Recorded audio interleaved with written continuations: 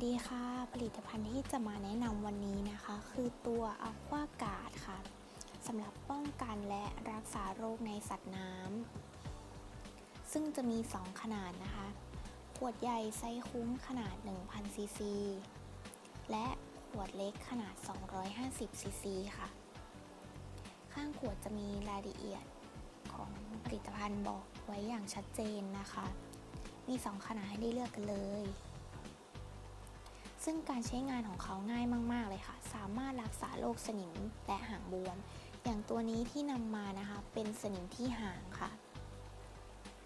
การใช้แยกกุ้งที่ป่วยมาพักในภาชนะที่บรรจุน้ำใหม่ปริมาณ1 ลิตรเทAquaGuard 1 ฝาแช่ไว้ 4-6 ชั่วโมงตามลักษณะอาการของเขานะคะว่าเป็นมากหรือเป็นน้อยขนาดไหน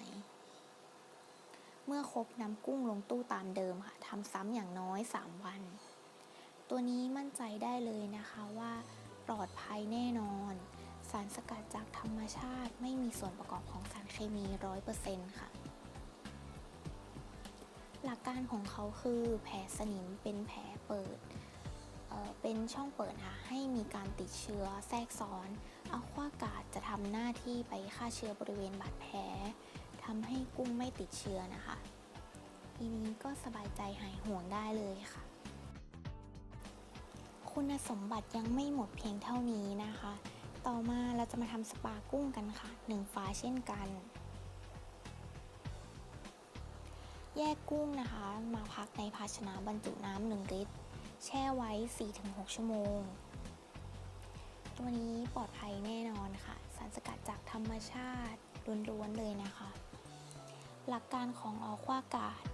มีฤทธิ์เป็นกรดอ่อนๆทำให้สามารถกำจัดปรสิตซูโอที่เกาะตามลำตัวให้ตายและหลุดออกค่ะไม่มีผลใดๆกับกุ้งเลยนะคะเพื่อความเห็นผลอย่างชัดเจนสามารถนำแปรงมาขัดที่ตัวของเขาก็จะสามารถหลุดออกได้อย่างง่ายดายเลยค่ะ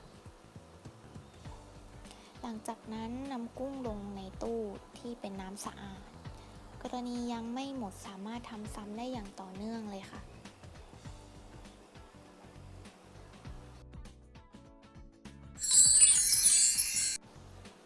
กุ้งจะมีปรสิตลดลงเรื่อยๆและจะลอกคราบได้เปลือกใหม่ที่สะอาดค่ะ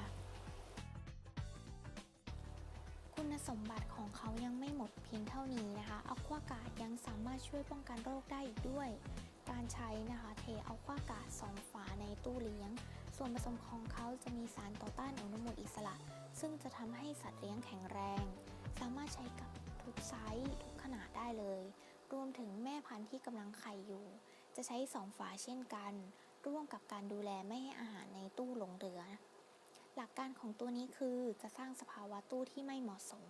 ที่เชื้อราจะเจริญเติบโตได้เพียงใช้สัปดาห์ละครั้งจนกว่าจะฟักไข่เพียงเท่านี้ไข่กุ้งก็จะสะอาดลดความเสี่ยงที่จะติดเชื้อในตู้ได้ใช้แล้วใช้เลยค่ะ